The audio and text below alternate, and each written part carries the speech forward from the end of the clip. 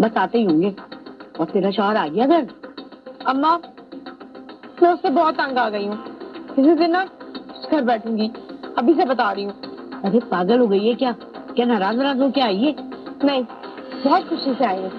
अम्मा ना पैसे देता है, ना बच्चों का ख्याल रखता है, ना घर का खर्चा चलाता है, ऊपर से मारता पीटता है। अम्मा मैं कह रही हूँ मेरी जान छुड़ा दो उससे। ये देखो जुड़े हुए हाथ देख लो मेरे। अच्छा परेशान ना हो, तेरे अब्बा भी आ जाए तो फिर बैठ के बात करते हैं। जा तू अंदर जाके बैठ। चलो बेटा। शहनाज को माँ के घर आए हुए 2 दिन हो चुके थे। शहनाज का शौहर जब ड्यूटी से फारिग होकर 3 दिन बाद घर पहुंचा तो दरवाजे पर ताला नहीं था, लेकिन बीवी बच्चे गायब थे। शब्बीर ने देखा कि शहनाज के शौहर ने रिक्शे से उतरकर किराया अदा किया और घर में दाखिल हुआ तो हैरान रह गए। अरे शहनाज, चली गई थी लापरवाह औरत है, बताओ दरवाजा भी खुला पड़ा हुआ है। जरूर अपनी माँ की तरफ गई होगी, अभी बताता हूँ इसको।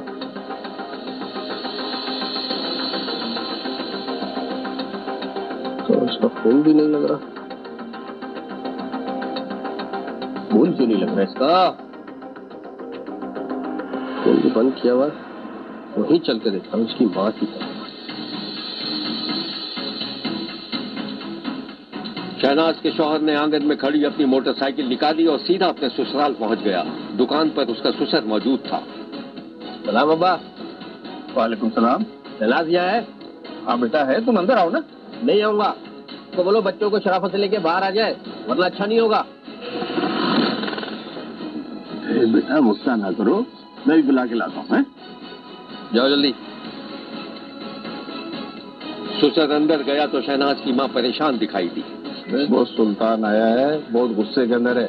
कह रहा है मैं शहनाज को लेके जाऊंगा साथ में। वो तो नहीं जाएगी, 100 दफा कह चुकी है कि मैं नहीं जाऊंगी। ऐसा करो, उससे कहो कि उसकी तबीयत ठीक नहीं है, वो नहीं जाएगी।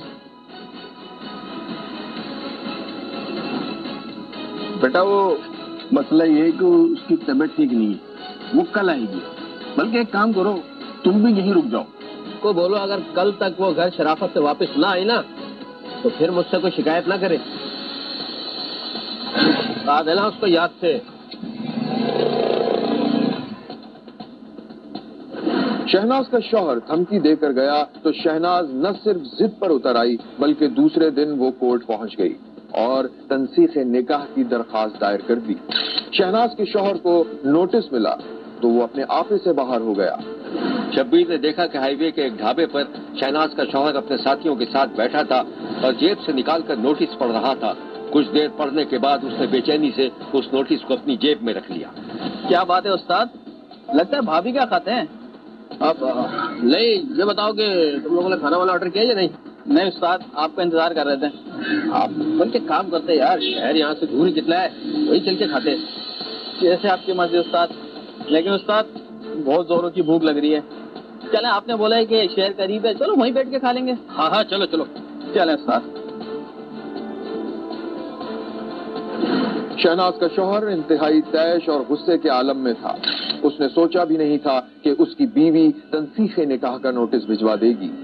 शब्बीर ने देखा कि अपने इलाके की एक दुकान से शहनाज के शौहर ने पानी की बड़ी बोतल खरीदी, थोड़ा सा पानी पिया और बाकी जमीन पर उड़ेल दिया।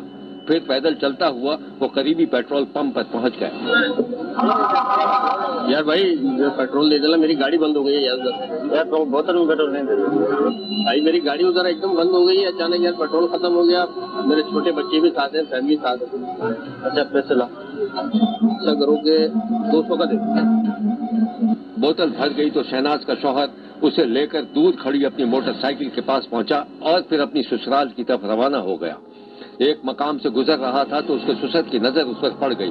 ससुर ने उसे आवाज दी, लेकिन वो वहां से तेजी से गुजर गया। अबे सुनता, रोक गाड़ी। अबे मुझे भी जाना है, मुझे भी ले चल। पता नहीं कहाँ जा रहा है ये, किन इरादों फिरता रहता है। उधर शब्बीर ने देखा कि शहनाज के शौहर ने दुकान के सामने मोटरसाइकिल खड़ी की। उस वक्त दुकान में उसकी बीवी, सास और खाला सास तीनों मौजूद थी। सुल्तान दुकान की खिड़की से ही अंदर दाखिल हो गया और बोतल का ढक्कन खोलने लगा। अम्मा ये देखो क्या कर रहे हैं। تینوں عورتیں شہناز کے شوہر سے بوتل چھیننے کی کوشش کرنے لگی، لیکن شہناز کا شوہر اپنی بیوی سمیت تینوں عورتوں پر پیٹرول پھینکنے میں کامیاب ہو گیا، لیکن خود اس کا جسم بھی پیٹرول سے بھیگ چکا تھا۔ دیکھو یہ کیا کر رہا ہے، اس کو بات کرو۔ غصے اور ہوش میں وہ اتنا پاگل ہو چکا تھا کہ اسے اتنا ہوش بھی نہیں رہا کہ اگر اس نے ماچس جلائی تو وہ بھی آگ کی لپیٹ میں آ سکتا ہے۔ اس روز شہناز کے شوہر نے پٹرول چھڑک کر اپنی ساس، بیوی اور خالہ خاص کو بری طرح جلا دیا تھا اور وہ خود فرار ہو گیا تھا، جسے بعد میں پولیس نے گرفتار کر لیا تھا۔ شہناز کی ماں تو موقع پر ہی ہلاک ہو گئی تھی، جبکہ شہناز اور خالہ ساس 2 دن اسپتال میں رہ کر مر گئی تھی۔ واقعے کی اطلاع ملتے ہی پولیس جائے واردات پر پہنچ گئی تھی۔ لواحقین فریاد کر رہے تھے۔ پولیس نے مرکزی ملزم کے علاوہ 2 اور لوگوں کو بھی گرفتار کر لیا تھا۔ پولیس نے اس افسوسناک واقعے کے بارے میں جو تفصیلات بتائی تھیں وہ یہ ہے۔ بڑا ہی ہاریبل کرائم سین تھا، میں نے خود وہاں پہنچ گیا۔